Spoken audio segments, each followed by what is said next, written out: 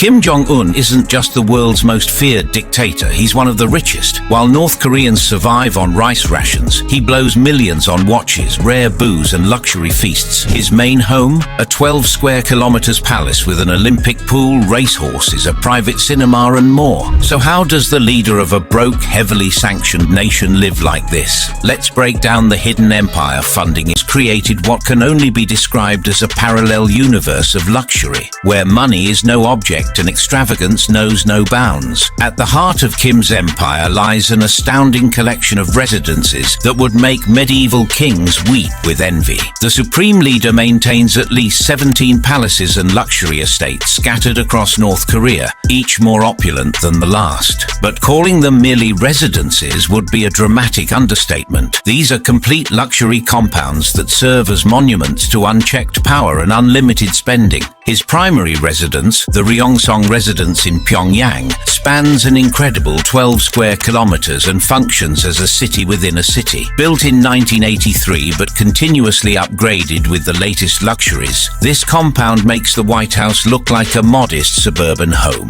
The residence features an Olympic standard swimming pool complete with a giant water slide, multiple banquet halls capable of hosting hundreds of guests, a professional running track, a shooting range for target practice, horse stables with a dedicated racing track, and even a private playground. But perhaps most telling of Kim's priorities is the compound's 1,000-seat private cinema, which houses his collection of over 20,000 imported DVDs, a collection that's illegal for ordinary North Koreans to possess. This cinematic obsession, inherited from his film fanatic father, includes everything from Hollywood blockbusters to Japanese Godzilla movies, creating a surreal situation where Kim enjoys Western entertainment while his people are forbidden from accessing any foreign media. The security arrangements alone at Ryongseong reveal the paranoid mindset of a man who knows his wealth is built on oppression. The compound is surrounded by electric fences, minefields and multiple security checkpoints, with underground tunnels connecting it to other residences for emergency evacuation. There's even a private underground train station and a wartime headquarters with lead-lined concrete walls designed to protect against nuclear attacks, because apparently even billionaire dictators worry about job security. Kim's paranoia about assassination attempts recently led to an expansion of his real estate empire. In 2022, satellite imagery revealed that 8 new luxury mansions were constructed in Pyongyang's secretive Changkwangsan compound. These additional residences serve a dual purpose. They provide Kim with more options for where to sleep each night, making it nearly impossible for potential enemies to target him, while also offering even more luxurious accommodations for his growing appetite for comfort. But Kim's real estate portfolio extends far beyond Pyongyang's city limits. His Wonsan villa in Gangwon province has become legendary among the few outsiders who have witnessed its grandeur. Former NBA star Dennis Rodman, who visited this coastal retreat in 2013, described it as a playground that could rival any billionaire's private resort. The compound features luxurious cruise ships docked at a private marina, a horse riding range, a shooting range and elaborate water play areas. Perhaps most extravagant of all is Kim's private island, which Rodman famously compared to Hawaii or Ibiza, but he's the only one that lives there. This exclusive retreat features a football pitch, basketball court, multiple swimming pools, party boats and a small water park. It's essentially a billionaire's playground where Kim can entertain select guests in complete isolation from the outside world. And more importantly, from his own suffering people. The logistics of maintaining these properties reveal the true scale of Kim's spending. Each residence requires constant maintenance, security and staffing, with millions spent annually on imported amenities, luxury furnishings and recreational facilities. The cost of simply heating and cooling these massive compounds in North Korea's harsh climate would bankrupt most small nations. Yet for Kim, it's merely the price of comfort. Kim's transportation needs are equally extravagant, starting with what is arguably the world's most expensive mobile fortress. His 90-carriage armored train inherited from his father has been transformed into a rolling palace that makes luxury cruise ships look modest. The train features dining cars with kitchens serving Japanese and French cuisine, conference rooms for conducting conducting state business, and luxurious sleeping quarters with plush pink leather seats and modern white paneling. The train's security features are equally impressive and terrifying. The entire convoy is bulletproof and travels with the security detail of over 100 agents, while Mi-17 helicopters and Air Force planes accompany it overhead. The train's weight from all this armor limits its speed to just 37 miles per hour, meaning Kim's domestic trips take considerably longer than necessary. But apparently, safety and luxury trump efficiency. Perhaps most controversially, the train is staffed by what North Korean defectors refer to as the Pleasure Brigade, a group of young women selected for their beauty and trained to serve as hostesses and entertainers. While the exact nature of their duties remains unclear due to the regime's secrecy, their presence on Kim's train highlights the deeply troubling intersection of wealth, power and exploitation that defines his rule. When Kim does choose to travel by air, he has access to a fleet that would make most airlines jealous. His primary aircraft, an Ilyushin Il-62M nicknamed Chame-1, has been extensively modified with white leather sofas, rosewood desks, crystal ashtrays, and advanced security features. The jet's 10,000 kilometer range allows Kim to travel anywhere in the world, though he rarely ventures beyond China and Russia. Kim also maintains a Ukrainian-made Antonov An-148 for shorter trips, complete with customized interiors and luxury amenities. The maintenance costs for these aircraft are staggering. Experts estimate that maintaining two presidential jets costs approximately $50 million per plane, which seems particularly excessive given that Kim has made only 9 foreign trips since taking power in 2011. To ensure convenient access to his aircraft, Kim has ordered the construction of 5 private airstrips near his various palaces, including a 500-meter runway at his Wonsan compound. These private runways allow Kim to travel between his residences without using North Korea's civilian airports, maintaining both security and privacy while adding millions more to his infrastructure costs. Kim's maritime assets are equally impressive and reveal his taste for floating luxury. His crown jewel is a Princess 95 Mai yacht worth between $7-8 million, featuring 3 decks, multiple cabins, dining areas, and entertainment facilities.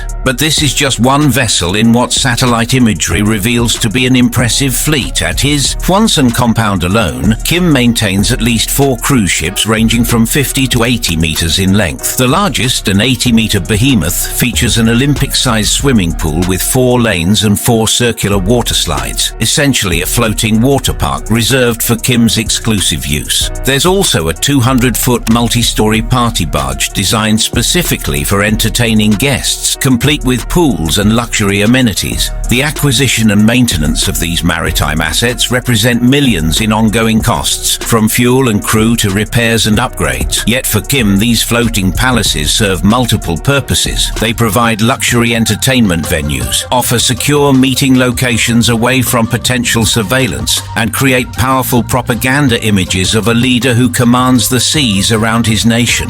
What makes Kim's asset empire particularly galling is not just its cost, but the methods used to acquire these luxuries. Many of these items, from the Mercedes-Benz limousines to the luxury yachts, were obtained in direct violation of UN sanctions through sophisticated smuggling networks that exploit global trade vulnerabilities. The same criminal organizations that facilitate these luxury purchases also enable the regime's more sinister activities, creating a seamless pipeline from international crime to personal comfort. Kim's billions don't just buy static assets. They fund a daily lifestyle so extravagant and morally bankrupt that it stands as perhaps the most obscene example of wealth inequality in the modern world. Living like a god king, Kim Jong-un's daily life of extreme luxury.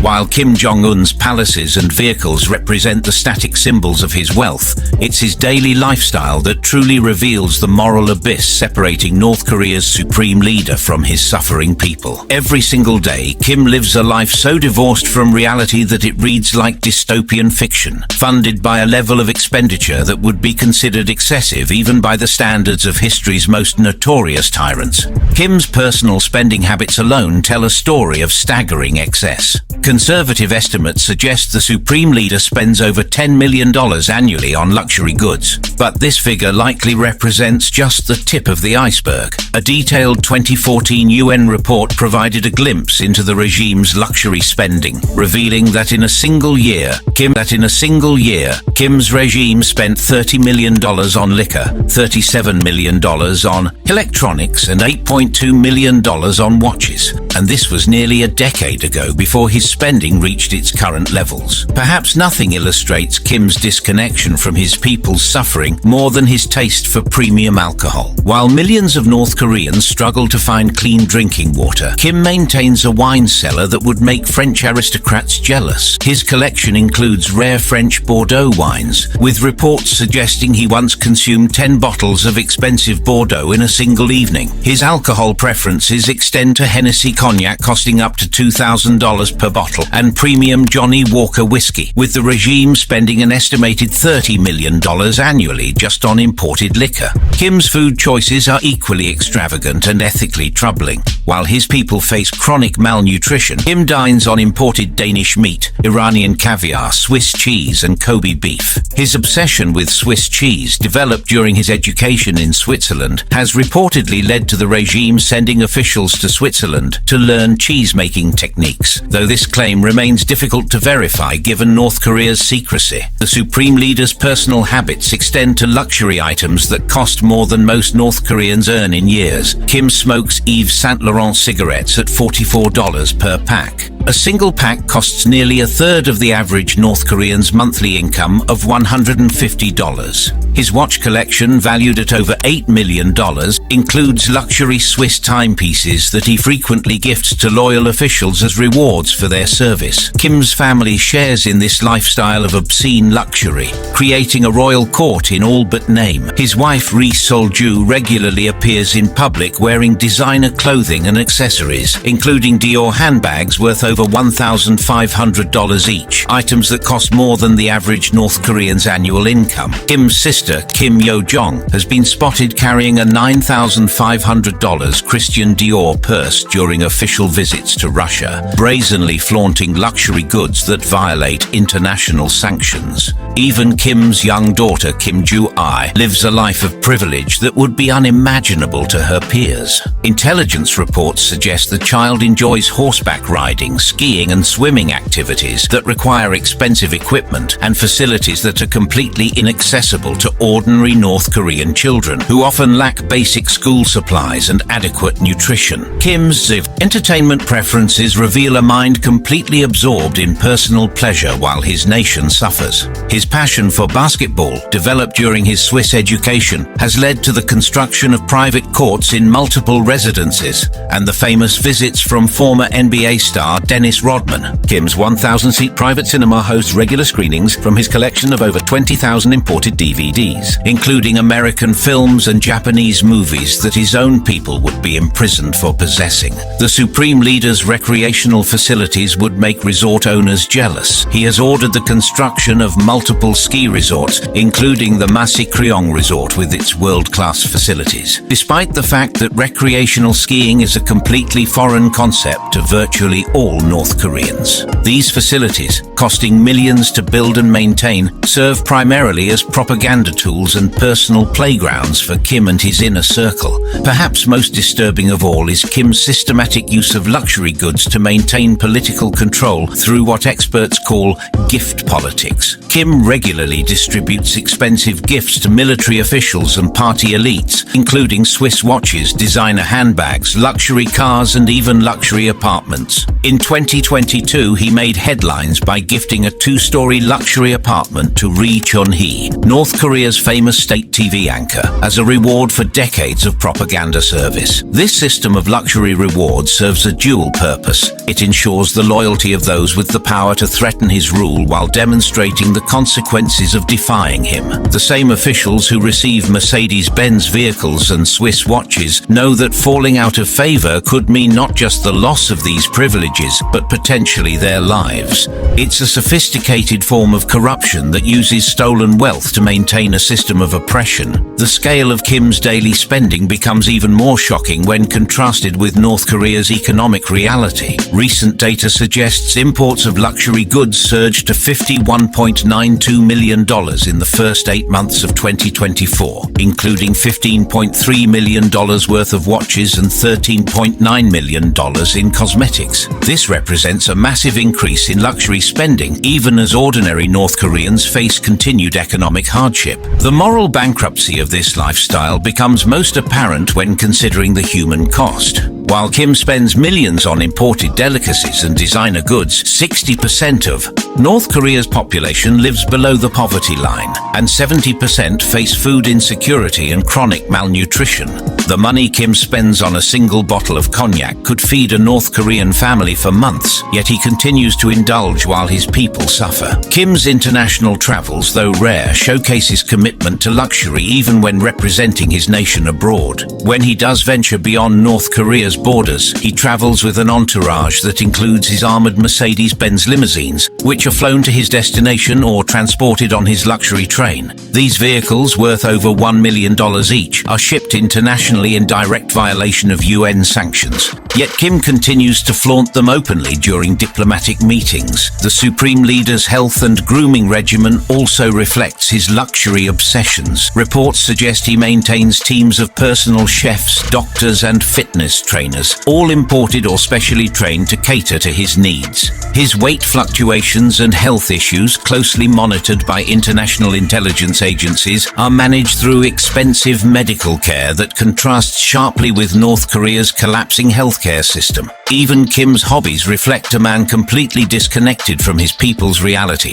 His love of horse riding has led to the importation of expensive thoroughbred horses, with 138 purebred horses purchased between 2010 and 2019 for $584,302. These animals, used primarily for propaganda photos showing Kim as a powerful leader, consume resources that could feed hundreds of families. The technology Kim uses for both personal and official purposes reveals his complete disregard for his own sanctions policies. Reports indicate he uses Apple computers and other Western electronics for military communications, despite these items being banned under international sanctions. This hypocrisy extends to his family's use of luxury smartphones and other consumer electronics that ordinary North Koreans could never hope to possess. Perhaps most telling of all is how Kim's lifestyle has evolved since taking power. Sources suggest his annual luxury spending has doubled from $300 million under his father to over $600 million since 2011, indicating that rather than moderating his appetites as his country faces increased isolation, Kim has become even more extravagant in his spending. This escalating luxury addiction occurs against a backdrop of increasing international pressure and domestic hardship.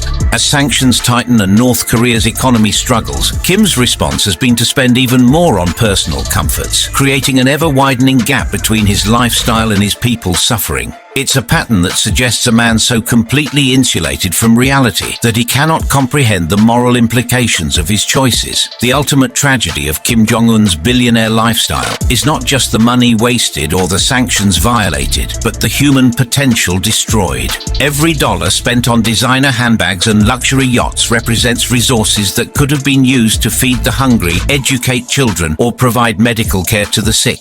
Instead, these resources have been systematically diverted to fund the most morally bankrupt lifestyle in the modern world. Kim Jong-un's transformation from a privileged child into a billionaire dictator represents perhaps the most extreme example of wealth inequality in human history. His $5 billion fortune, built on the systematic oppression of 26 million people, funds a daily lifestyle that would have made ancient emperors envious while his people struggle for basic survival.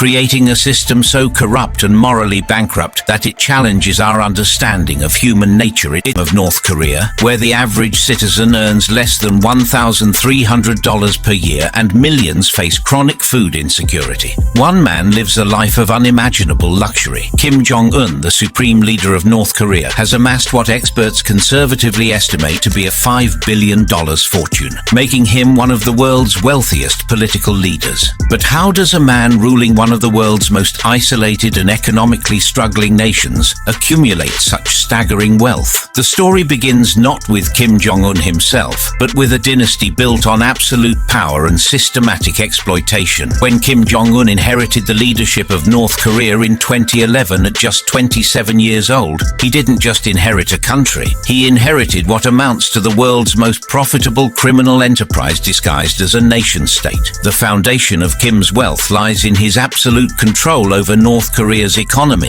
including its mineral resources, raw materials and forced labor camps. Unlike democratic leaders whose wealth comes from business ventures or investments, Kim's fortune is extracted directly from the blood, sweat and suffering of his own people. Every ton of coal mined by forced laborers, every gram of gold extracted from North Korean soil, and every dollar earned through state enterprises flows directly into the Kim family's coffers. But Kim's wealth isn't just stored in Pyongyang's vaults. A 2013 joint South Korean and American investigation revealed that Kim and his family control over 200 foreign bank accounts spread across countries like China, Switzerland, Singapore, Russia, Austria, Liechtenstein and Luxembourg. These accounts, hidden under pseudonyms and managed through a network of trusted intermediaries, contain hundreds of millions of dollars in liquid assets. The most sinister aspect of Kim's wealth generation comes through what experts call Office 39, a secretive government department that operates as the regime's primary money laundering operation.